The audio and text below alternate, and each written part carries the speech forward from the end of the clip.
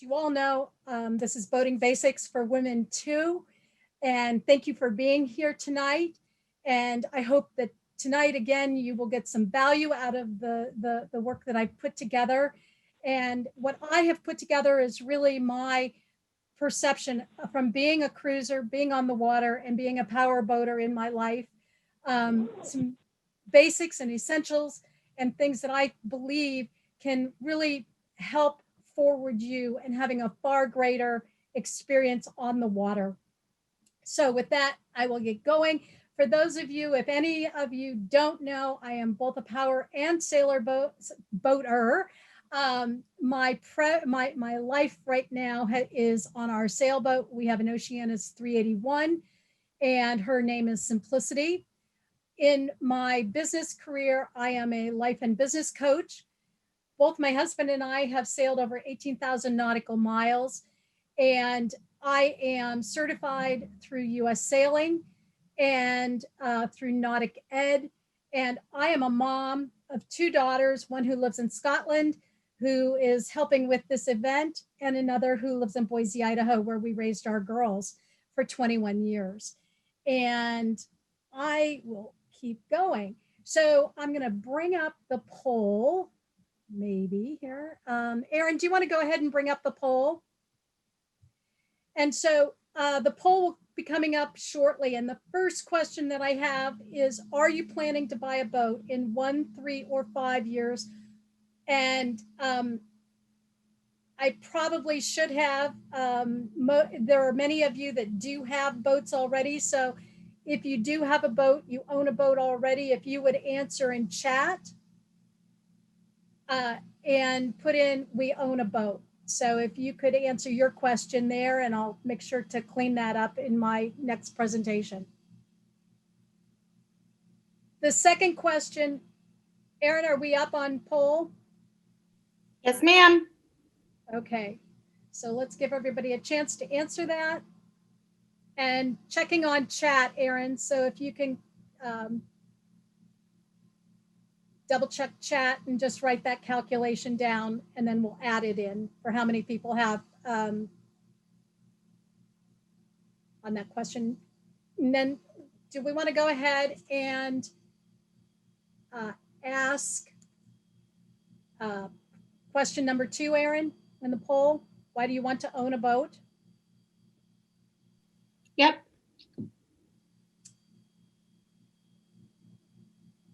And then I am going to go, I'm going to skip down a little bit. I'll come back to this. What does this flag tell you? So if you would answer that in chat. So if everybody could go ahead and answer that in chat. And Erin, you can go ahead and close the poll and leave chat open.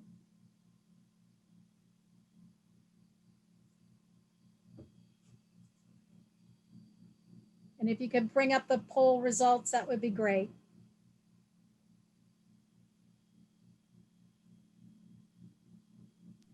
I shared them. Okay. I'm not seeing your share, Erin. So could you read the polling results for me? I may. Number 1, our question was, are you planning to buy a boat in 1 year, 3 years, 5 years, or more? We had 2 people say 1 year, 1 said in 3, 1 said in 5, and 3 people said more than 5 years. Okay. For number 2, we had, why do you want to own a boat? And 4 people said go cruising. 3 said day or seasonal boaters. Okay. And Erin, how many people were able to answer the flag question? Number 3. 5 people. And they on a boat. Right? Oh, sorry. The flag question nobody has answered yet. Okay. So I'm going to hold that question. We'll just answer it when we get to to that slide. We'll hold on to that question. And if you could all go to chat and you could answer to me, what courses on boating or boating safety have you taken up until now? Have you taken any Boat US classes? Have you taken any classes that are in local to your area? Whatever you've taken, if you could please put that in chat, please let us know what you've done up until now. So just take a second and do that, and then we'll keep going.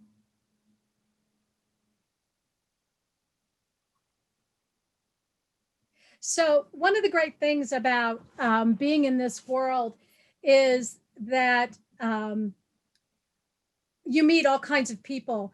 And when we were in Stock Island, actually we were there in June and July, May, June, July, and there happened to be a boat that came in, and I may have told you about this boat last week or 2 weeks ago when we got together, and it was two men, and there were three kids, two girls and a boy.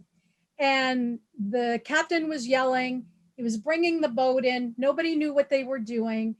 The one gentleman jumped off the boat. Now, mind you, Key West had been very, very hot, and when he jumped down onto the cement of the finger of the dock, he actually burned his feet really, really badly.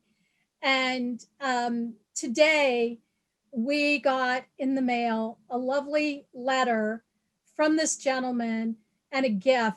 And I'm just like, my heart, I mean, what we did was give him medical supplies, help tend to him, and take him to the hospital. And that's the kind of community of, we just did what was natural and that we would do for our own family, is open up our arms and do that. And his gratitude was just so enormous. I can't even, tell you, but I wanted to share that with you, and just know that there is good in this world that we live in. And I'm thrilled that we were able to do something that made a difference in his life and that he was appreciative. So my whole intention with my Boating Basics course is, my mission is to expand knowledge and safety, to experience and create joy on the water. Now, I wanted to give you a little bit better picture of power boats, outboard and inboard. And so most of these, you can see that they're outboard. And let me go to the next slide. These are what we call trawler and cruisers. And so for some of you, these are a little bit larger boat. These are boats that people spend a good deal of time on. There are a lot of boats in the marina that we are in today, which is at Legacy Harbor Marina in Fort Myers, Florida. And there are people who actually do something called the Great Loop. And the Great Loop starts up in the Great Lakes, and they come down the Mississippi River, through a number of rivers into the Mississippi and into the Tom Bigley Canal, and they exit out. I have not done this particular cruise, and they come out down around Mobile, Alabama, and then they come out into the Gulf, and they circumvent up the East Coast. And so that's called the Great Loop. And those people call themselves affectionately the loopers. A lot of those people have boats like these. The other kinds of boats are sailboats, monohulls, sloops, keel. Every sailboat has a keel, little dinghies, catamarans, and schooners. So again, a sailboat is not a sailboat. A power boat is not a power boat. There are various kinds. There are also various kinds. I'm going to step back a little bit. There are boats that are specifically for cruising and playing, and there are boats for fishing. And there are just all kinds of them. So as you're going through and making decisions on what kind of boat you're going to have,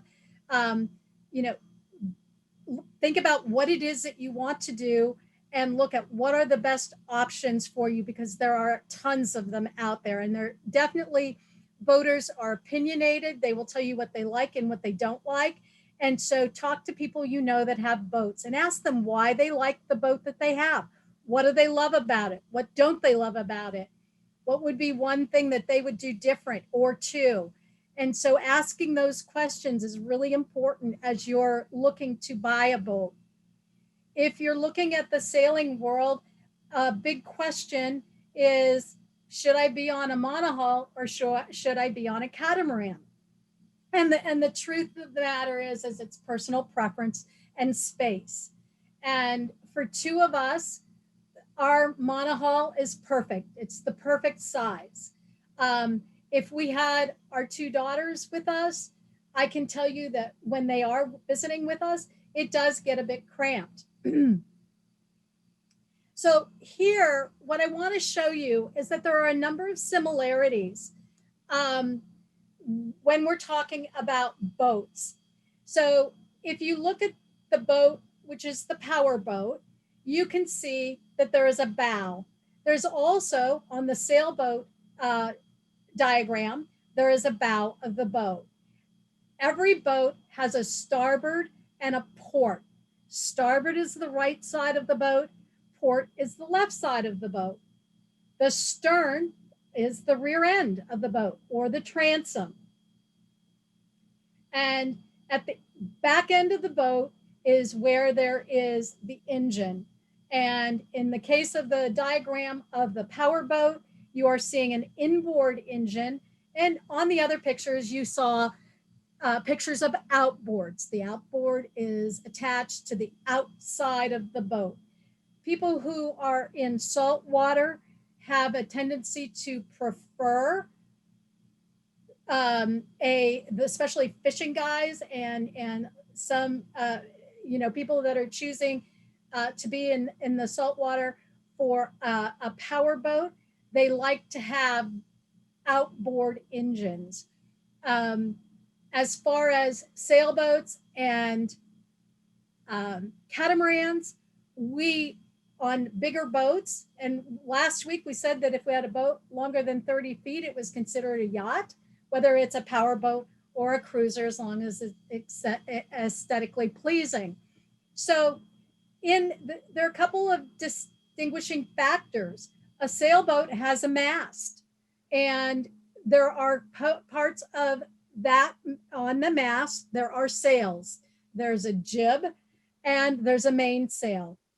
The part that we call the cockpit, it's interesting in the diagram of the power boat. It's also a cockpit because that's where the helm resides. If you notice, there is something called a gunwale, and a gunwale is the upper edge of a boat side. Now, on a sailboat, we also there is what's called the foredeck. The foredeck is the forward part of the mast. So from the mast or the helm forward is called the foredeck.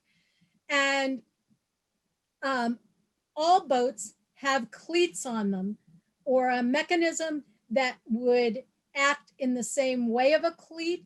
And that is what we attach a rope to tie off the boat when we're at dock. And so very simple here as far as the various parts of the boat, but very important parts of the boat.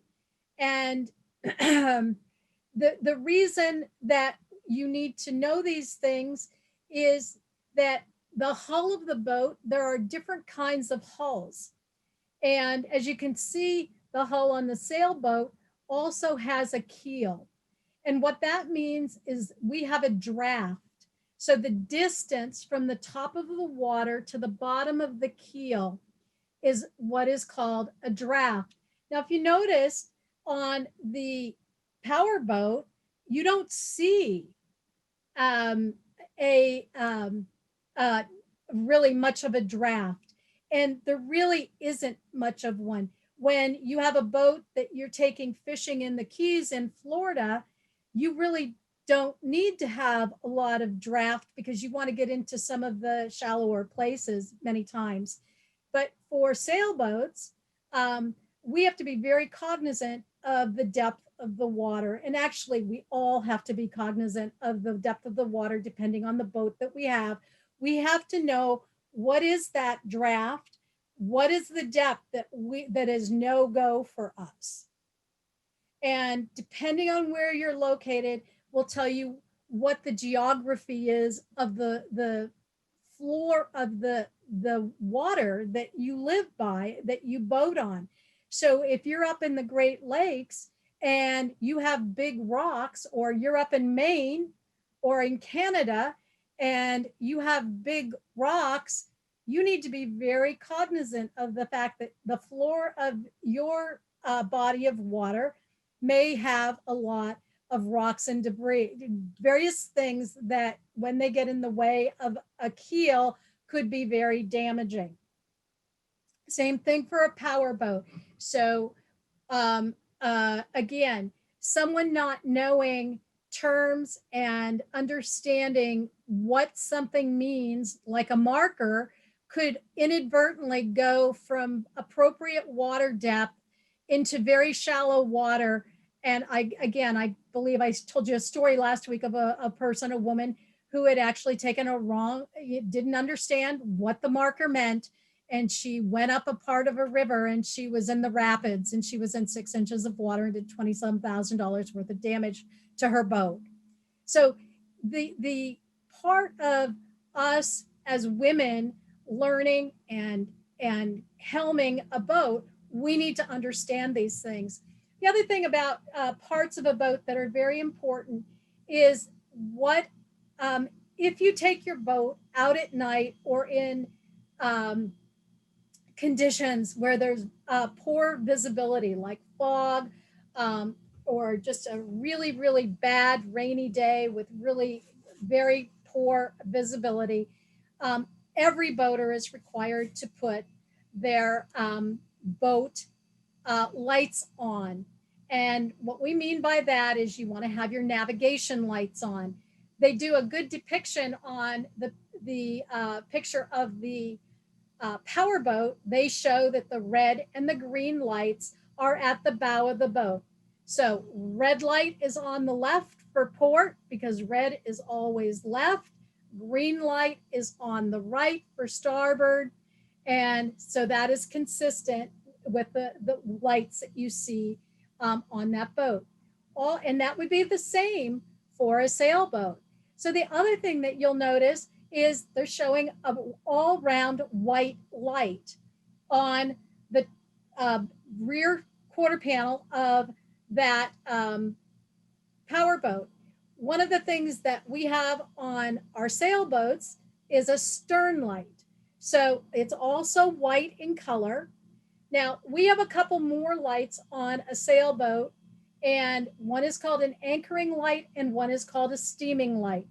And as you get into rules of the road and rules of what you have to do and when you have to do it, you're going to understand what those mean. Anchor lights have to be on from the time that you're on a mooring, when you hook on to a mooring ball, and from dusk to dawn. So if you're not cruising, you're not moving, you're stationary on anchor and or a mooring ball, on a sailboat or on a cruising boat, you also have an anchor light, and you would deploy and turn on the anchor light.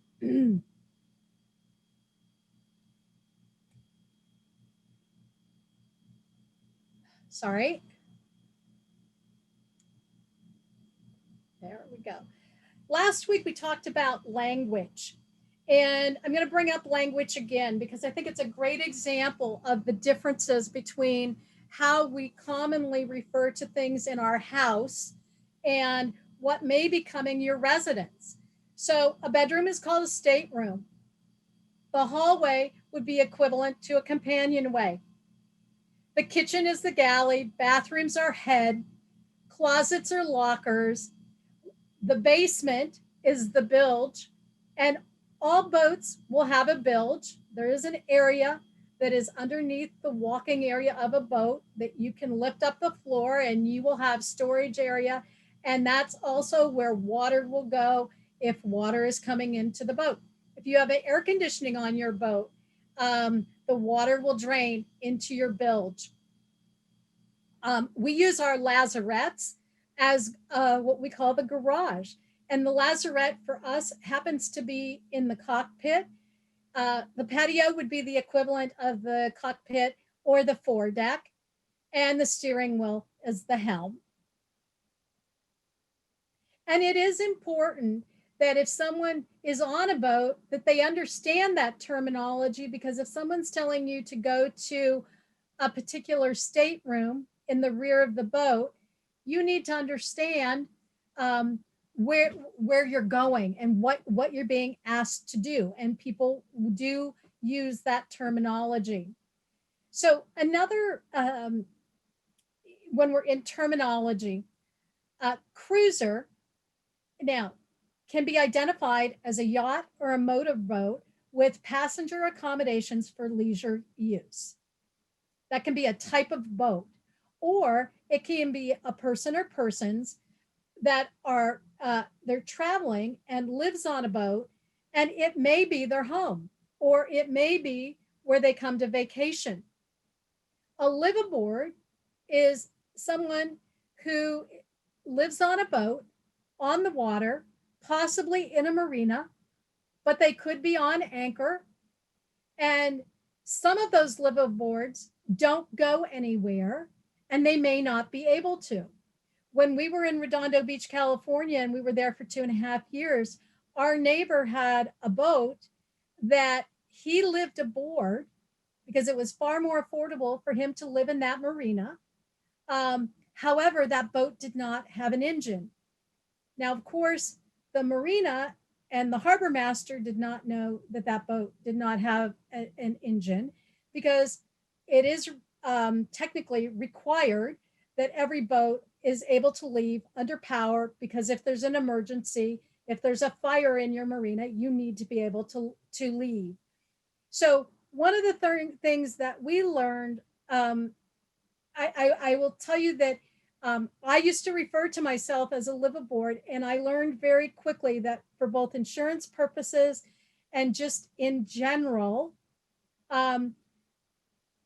cruiser was a far better terminology to utilize, because that's what the insurance company is wanting to know. They want to know that you can afford this, may be your home, and that they want to know, and they like that terminology.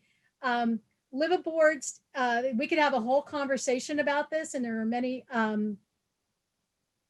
politically incorrect and correct things to say, but sometimes if liveaboards, they have a lot of stuff around their boats, and they are not, if anyone's been to Key West or been to Boot Key and Marathon, and they've seen some of the boats there, you can see all kinds of different scenarios, no different than owning a home, and having, except usually when some people will find a place to anchor their boat and they don't go anywhere and they accumulate a lot of things, there may not be ordinances that says that they can't do that, just like on land, but there is a difference, and there are similarities and differences between cruisers and liveaboards. So this is the flag that I was showing you, that I asked you about.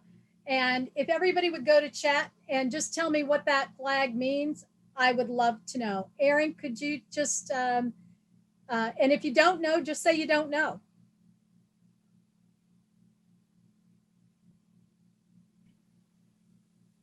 Got driver in the water. Diver in the water. And no matter whether you're a passenger on a boat, or you are at the helm of the boat, this is really critical to know this flag. I don't know how many of you read, but last month there was a 14-year-old boy who was diving. He was snorkeling, and they did actually have people in the water that were diving as well, but he was snorkeling. They had their flag up indicating that there were people in the water, and a power boat ran over him. Unfortunately, this happens far too often.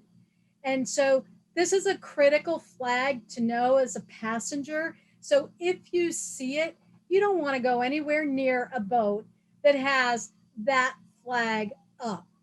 It is really, really our responsibility to make sure that our captain sees it, if you happen to see it and he doesn't, to guide him or her away from anywhere around a boat that has this flag up. Now, these markers are telling you something. They are telling you where to go and what to do. These are called cans, lighted markers. And you can see on the top, one is red, one is green. Notice the red has an even number and the green has an odd number. If you look at the channel markers to the right, again, red has an even number for the marker. And if you look at the green marker that is the square, you can see a little box inside that, and it's very, very small. But what that little box, that gold little box inside that green marker, number 69, is telling us is that is the ICW, the Intercoastal Waterway. And not only does the Intercoastal Waterway run through Florida, but it runs through Georgia, it runs through the Carolinas, all the way up to the Chesapeake Bay.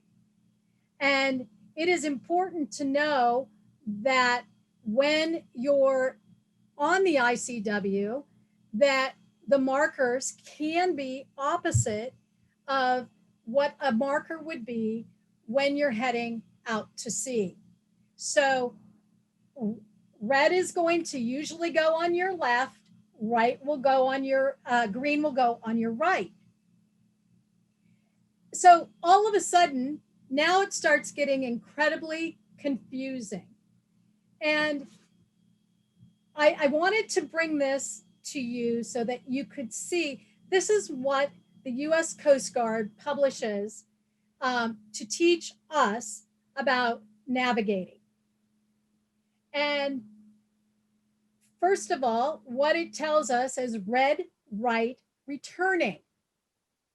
That is a phrase that a lot of boaters will use, and the expression returns to the fact that when we're returning, entering a channel from the open sea or proceeding upstream, a boater must keep the red markers on the right, the starboard side of the boat. These aids have even numbers, and the numbers should increase as you proceed inland. And then when you're proceeding towards open water, if you're going to the sea, you navigate so the green aids are to the starboard. So depending on if you're coming from the ocean, from the sea, or you're going to it, will determine whether you have a red marker on your right or a green marker on your right. So again, it's really important to know where you are. And the various, as you can see on the markers, they have what are called day beacons. And so that is a sign that you see visually and it has no light. A lighted marker, it does have a light. And I can tell you the ICW that goes up the Caloosahatchee River here to Fort Myers, that probably 80% of the light markers that are on the channel weren't working when we came up at 10 o'clock at night. So that makes it very hard. And so what other tool did we have aboard our boat to be able to navigate that channel? Well, we had our chart plotter. So that allowed us to stay safe, to stay in the center of the channel, because we couldn't depend on the channel lights because they were not lit. They had a light on them, but they weren't lit.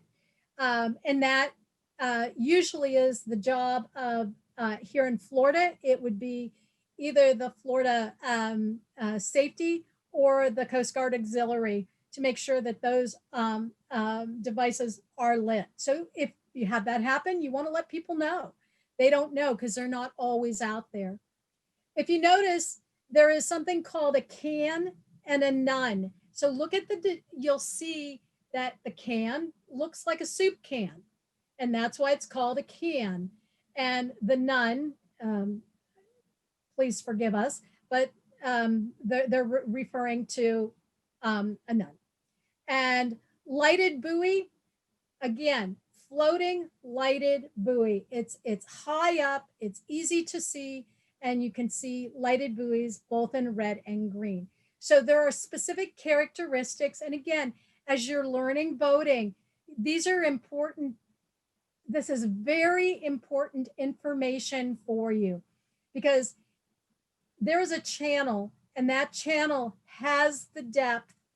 And you know, when we go a little bit further, we'll talk about bridge heights, and it's incredibly important for sailboats to know how high are the bridges. Well, most bridges are clear at 62 to 65 feet. Well, if your mast is 63 feet, then you're going to hit the bridge. In some cases, if it's a 62-foot bridge. And so our mast happens to be 54 feet. And so we clear so we're always looking at the bridge and when we have to go under it. So again, things that for sailboaters tend to be very different than for power boaters, but very important. So the beginning piece of navigation is understanding your channel markers. And most importantly, what you want to do is you want to stay within the channel. The reason that it's marked is because most of the time it's dredged. And what that means is that it maintains a certain depth so that the draft of the boat will not hit. So if you know that your draft is 4 feet and the water is showing that the depth is 10 feet, that's what it is in the channel. If you go outside the markers and you look on the channel marker, what you're going to see is the water may be 2 feet and all of a sudden you've run aground. And that can cause huge damage to your boat. And again, it depends on what the composite is of the ground underneath the water. Is it sand? Is it mud? Is it rock? Is it limestone? And it goes accordingly. The other couple of important signs as a passenger and as the captain is this sign that says idle speed. Okay, no wake. So that means that you have to put your boat into idle and you're not exceeding 5 miles per hour. That means that you're not creating a wake, you're going very slowly, and it's a restricted operation. There are many reasons for restricted operations.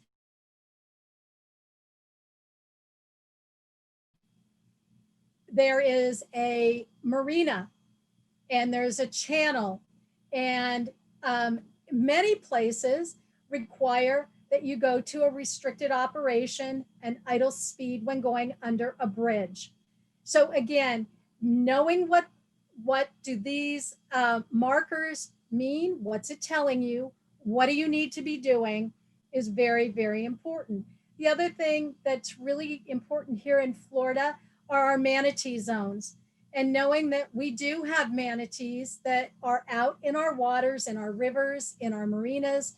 And so we want to go slow. We don't want to hit them. We don't want to harm them.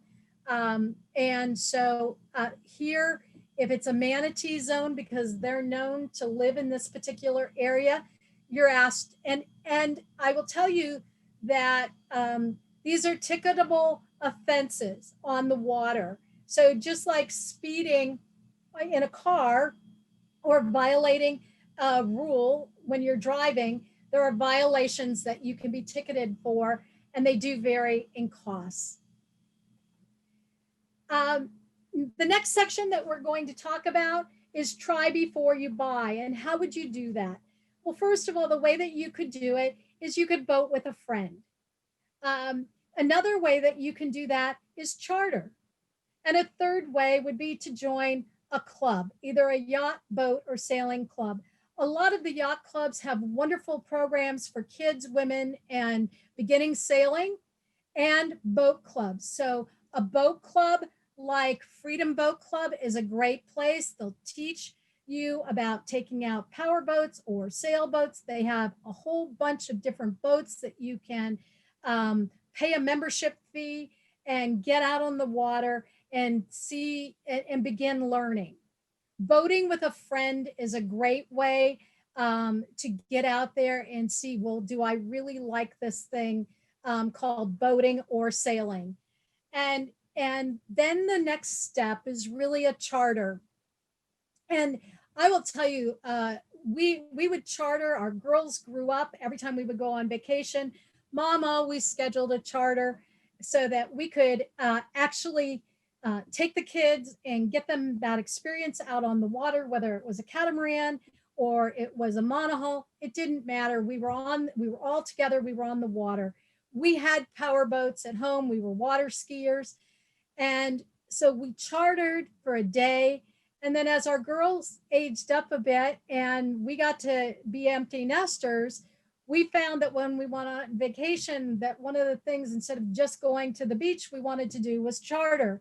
And then from chartering for 1 or 2 days, just coming to the boat and leaving and, being served,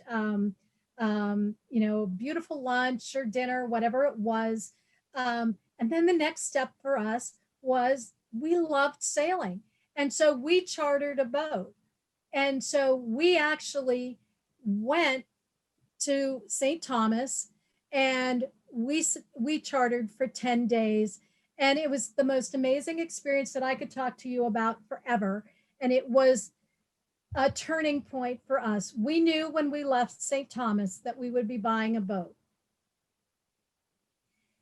One of the things that's really important to know about charters, you can do it on all types of boats. You can do it anywhere in the world.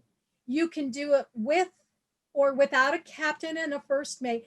One thing that's really cool about chartering, if you're not experienced and you want to be on a boat, and many places, if you're chartering, do require that you have a specific resume for renting a boat. And if you don't have that resume and you want to be on the water and you want to learn, a great way to do that is to have a captain and a first mate.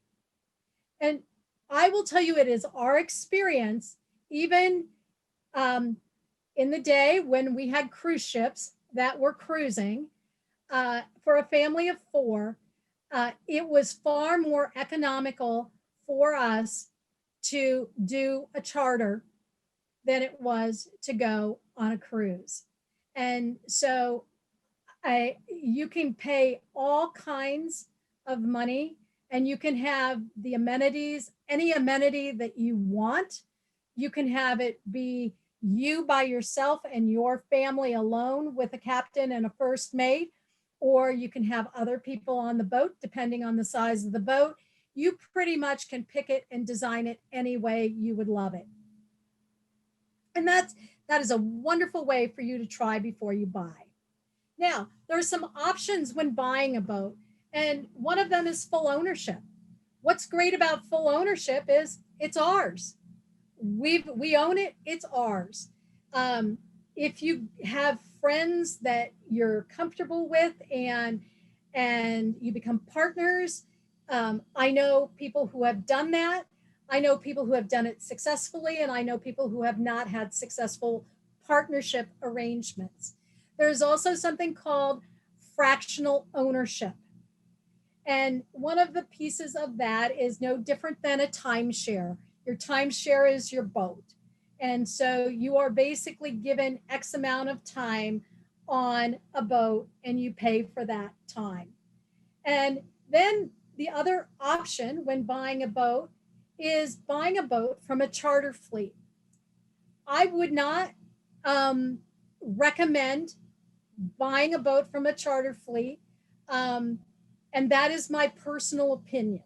And if anybody has questions about that, you can ask me when we get to the end. So when you get to buying a boat, you need to be very specific and you need to define your boating dream. What is it? What is it that you want to do? What is it that you and your partner want to do? Do you want to live aboard? Do you want to go cut the ropes and take off and be done with, what's going on in the world and just be out there? Do you want to come to your boat every weekend? Do you want to, the options are endless, and it does not matter whether it's a sailboat or it's a charter boat. Be very clear and specific about what the vision is of what you'd like to do. And what is the result that you would love to have? And so when you're thinking about this, and this is in any goal setting exercise and vision exercise, is to define what your vision is and write it down. So these are the three basic things that you want to do: is know what it is that, what's the result, the outcome that you would like to have. Be clear and specific about the vision of the boat. You may not know exactly what boat it is that you're going to be buying. And then what would you love your boating dream to be? Our boating dream, the next version of our dream is for us to, what we say, cut the ropes. And it is to go, for us to sail to the Bahamas and cruise throughout the Bahamas, then the Caribbean, and then down into the Grenada and the West Indies, and just cruise and go until we're tired of doing it and we want to get off the boat. That's our dream. But yours could be very simple. It could be, we'd love to have a boat to be able to raise our kids and be able to do things together. What a great sport where boating, our kids learn to water ski, up until them getting jobs and them not being able to come with us on weekends. We had a great time. And I chuckle because when I say that, I think about A-teens playing in the background, or ABBA, and dad out skiing and the girls and I singing while we're driving the boat. When you're buying a boat, there are a couple of people that are going to be very important to you and the ways in which you buy a boat. So number one, and these are, you can either buy a boat through a broker and or go to a direct party. And there is some person, this person is called a surveyor, and that person is very important to you. And you really need to know that there is a broker who will represent the seller every time. So in house buying, and I don't know how many of you have, probably lots of you have bought houses over the years, and the agent is the seller and the buyer and the seller, or in the state you have an agent that represents the seller and one who represents the buyer, and they split the commissions. So know in the boating business that the broker is hired by the seller to sell the boat. That's important to know. And if you're buying from a direct party, that means that's the person who owns the boat, and you're doing an agreement with that person, and there is no broker that earns commissions. The importance of the surveyor and having a survey is critical in buying a boat. You honestly don't know what you have until you look at that boat, not only in the water, but out of the water. And last week, when I showed you the picture of the travel lift, and again, this is no different for a power boat or a sailboat. When you have a boat surveyed, there are three kinds of surveyors. There's a guy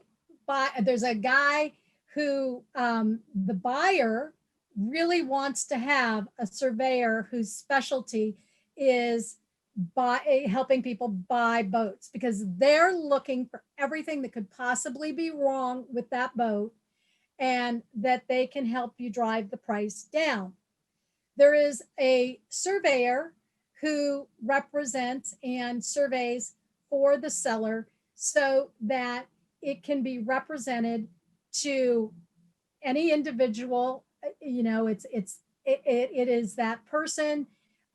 Here's the idea of what the boat is, and it may not be as thorough, could be, but it may not be as thorough as somebody who is known for being a surveyor for a boat buyer. In fact, I had an email from one of you this week that we knew the same surveyor was the person who surveyed our boat when we got struck by lightning, that helped them buy a boat.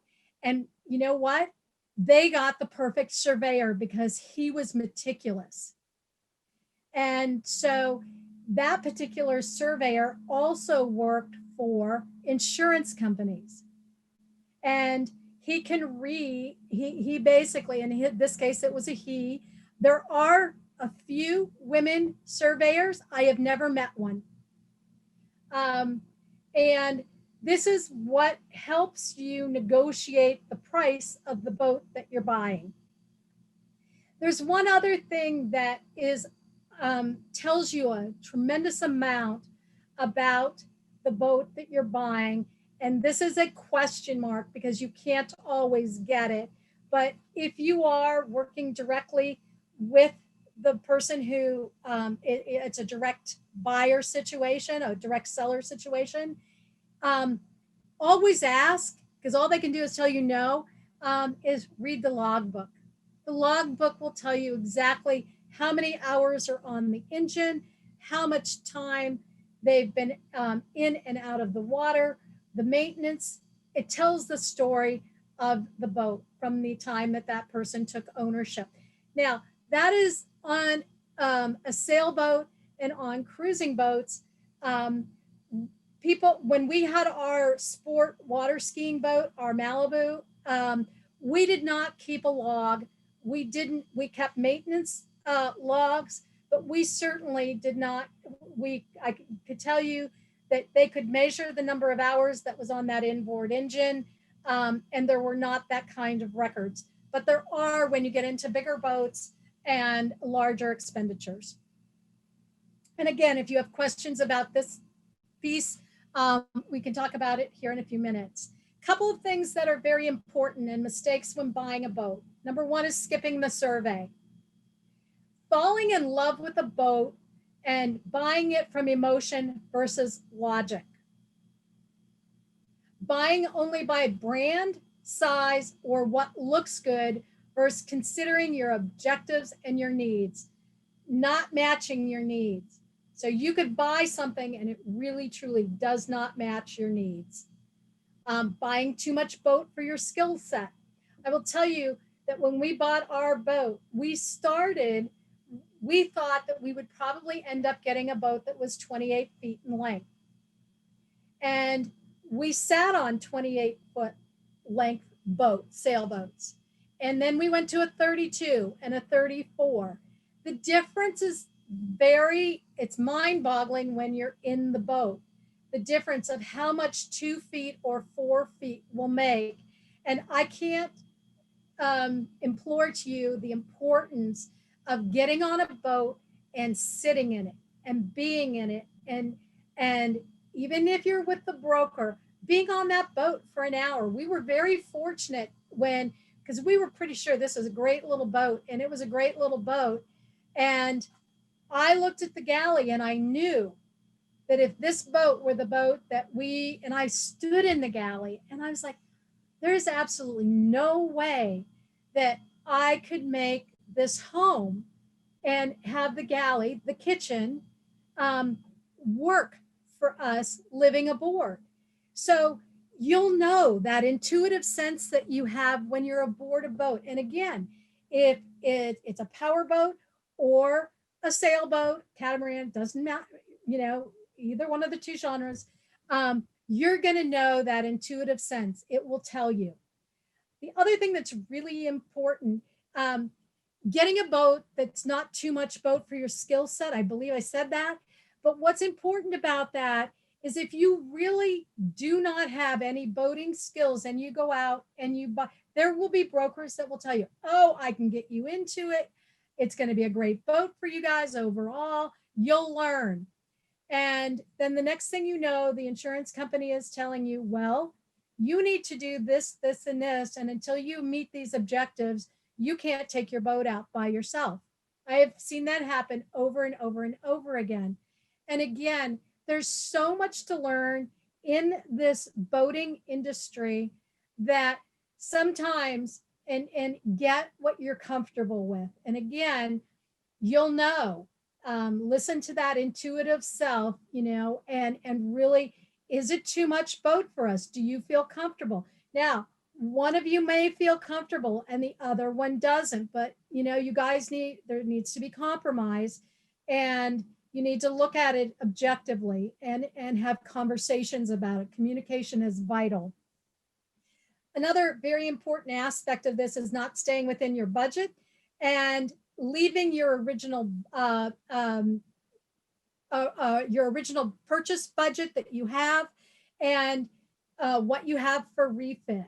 So when that can be a real big problem, and not when you're looking at a boat, figuring out when you're having it surveyed, the various things from a maintenance expenditure that you have, any capital improvements that you want to do to the boat. You may want to recover the cushions inside the salon. You may want to put new mattresses in the staterooms. You may want to put curtains up. You may want to put a new stove in. You may want to do all kinds of things. However, if it doesn't fit within your budget, there are things that you can do over time. So the other piece that is incredibly important is buying a vessel with not buying a vessel that has an underpowered engine. I can tell you that if we would have taken a boat that we bought up to the San Juan Islands and gotten into one of the swirling eddies that didn't have a proper engine, would still be there swirling in the eddy, or we would have been towed out of it because we wouldn't have been able to have enough power to get out of it. So, and many of you are going, what the heck is a swirling eddy? And again, this is about things that you learn about as you go in different conditions, different types of waters. There are different things that you're faced with. So you bought the boat. What now? You have insurance. It is critical that if you have not, you don't know your boat, that you find someone. And I would recommend hiring a third party, getting a guide who is an instructor and a captain, a person. There was a person in Seattle, his name was Dan McClure, and Dan came to the boat, and his specialty was to teach couples to sail together so they didn't kill each other. And he taught us very first night that he left the boat, he left us with homework. We had to find every through hole, and he told us how many there were. And so we picked up every floorboard and we found out where those are. And as you get to know your boat, power or sail, you're going to appreciate knowing that information. It's just like knowing your house. Again, experience, practice, practice, practice. Can't say it enough. The time behind the helm is so valuable. It is priceless. Outfitting your boat. We can talk about that for day. I could do that a whole evening, 1 hour on just outfitting your boat and the tools that you need to have aboard. What's a shakedown cruise? It's when you are actually comfortable docking and you're going to go take your boat and you're going to go somewhere and you're going to be on that boat for a period of time. In our case, we went for 10 days up into the San Juan Islands and traveled around the San Juan Islands when we first got our boat. And also update and do current first aid classes and make sure your medical kit is up to date. And believe me, every one of these is just as important. They are not numbered, telling you that they're in any particular order. Every one of these is very important. So that brings us to, Erin, you want to open up the lines and anybody who might have some questions?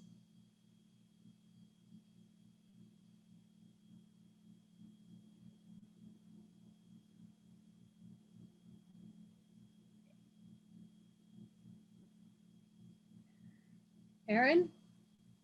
I'm not hearing you. I'm unmuting people. Okay, perfect. All right, anybody have any questions? I'm pretty dark right now. Teresa.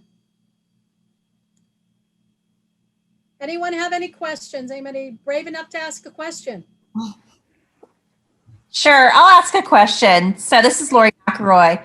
I currently sail a Catalina 25. Yep. What do you think would be the biggest jump for me in getting a larger boat? Do you think going 30 or trying a 30 out would be too much from a 25? I have gone, Lori, I have gone from sailing our boat, which was a 38, to us chartering 43 and then a 47. And now, there's a big difference between the size of those boats. And again, it comes down to what is your experience? How comfortable are you in your 25 with all the skills that you have? And everything applies. The only thing that you're going to have is additional length. And so, and obviously every boat is specific and has its own, the first time that we got on another boat, it was a Beneteau. So there were a lot of similarities. And there were differences. And so we were, and again, so I think that, that's what I did. And it really is where you feel comfortable, a 32, a 34 from a 25. And it's not, where you're going to see the biggest difference is inside the boat, really. Which is I think it's the docking is a challenge. I've docked a 32 footer. Yep. 32 or 34, and it wasn't much different, but I'm trying to look into getting a larger boat. Yep. Like even a 38 foot. Yep. So yeah, we're a 38. Challenge. Everything is going to, your docking skills, what you do on your 25, you're going to do on a 38. The one thing that I will say is that if there's only two of you sailing, make sure that when you're coming into dock, you request assistance. Make sure that you hail the harbor master and make sure that there's somebody there to meet you. So for instance, a couple weeks ago, we were coming in and my husband forgot the bow line. He took the midship line and he took the stern line. Now we had pretty big wind and the wind pushed us off. Those things are going to happen no matter what size boat you're in. And we had to abort. I backed out and I backed up the fairway and I had to calm myself down and I came in again. He was on the dock. He wasn't even on the boat. And I called for assistance. So I just, it's like, it happens to everyone. I didn't do anything wrong. It just happened. Those things happen, whether it's docking a power boat or a sailboat coming in and docking is a challenge all of the time. So Yep. Every I- time's a new experience. Yes. Yep. And you know, if you want to, when you go out in that larger boat, ask them to take you someplace where you can do it so that you feel comfortable. You've got the skills. If you've taught yourself and you're comfortable doing it in your boat, you know what to do. So take those same skills and do it again. And now what I would say is that there's a place where you're going to feel like it's too much boat. Now, I was fortunate when I had the 47 that I didn't have to dock it. We were on mooring balls all of the time. See, we've had a 46-foot catamaran, and I can grab a ball with that, but you don't have to dock it.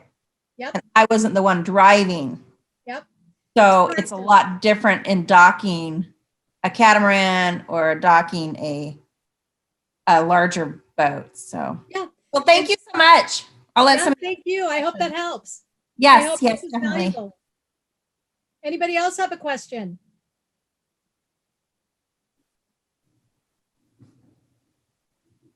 If you do have questions and you don't want to ask them while we're online on the webinar, you can go ahead and email me. You all have my email.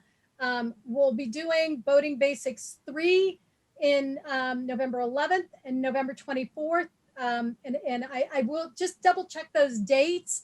And if there's some other date that you guys would like, let me know. We'll be going more terminology, more rules of the road, sources and courses. So giving you information about where you can go and for you to take courses. We're going to talk about electricity and gas. What do you need to know about that? Why do you need to know about it? Why is it important? We're going to talk about insurance. And we're going to have a little bit of a session for somebody who wants to be aboard a boat for more than 3 months. And we're also going to talk about the survey a little bit more in depth. So a lot of information tonight. I thank you all very much for coming. I hope it was valuable. And if there's anything I can do, don't hesitate to message me or email me. I look forward to seeing you next time around. Thank you very much. Hi, I'm Deb Marler, your sailing life coach. I've been studying transformational disciplines for over 40 years. I had a very successful career in the technology sector, and I focused on sales and demand generation. I sold my award-winning company in 2016. My passion is serving people and sailing. I have found the most profound way to serve others is by coaching either individually or in groups. Over the years, my journey has revealed that I am far more capable than any circumstance or problem I have faced. My life has been filled with love, joy, happiness, success, and money. It has also been filled with circumstances, challenges, both personally and professionally, that took me to my knees. Unclear of my next steps or losses so great or painful, where I was completely devastated. Surely there could be no tomorrow. Somehow, by the grace of God, the power of the universe, I have found strength I didn't even know I had. Great successes and great failures. Frankly, I've learned far more from each and every failure. Have I been tested? Absolutely. I would not trade any of it. I've studied with great teachers, motivators, mentors, and coaches. Each of those people influenced me with a passionate, supporting, loving heart. They taught me to notice, think, choose to react differently, to share opportunities for growth that accelerated my results. I'm living the dream. How is that possible, you ask? In 2005, working with my coach, my assignment was to go off and create a vision board in the next 2 hours. Every detail of that vision board began coming to reality from that moment to present day. I live on a sailboat with the love of my life, a soulmate of 32 years, experiencing all the goodness and heartaches together, dodging near-death experiences and terror beyond belief. cherishing those lovely special moments too. Today, I'm here to serve and support you. Are you ready? You see, I'm no different than you, and I challenge you to take the next step. You see, if you can dream it, it is possible.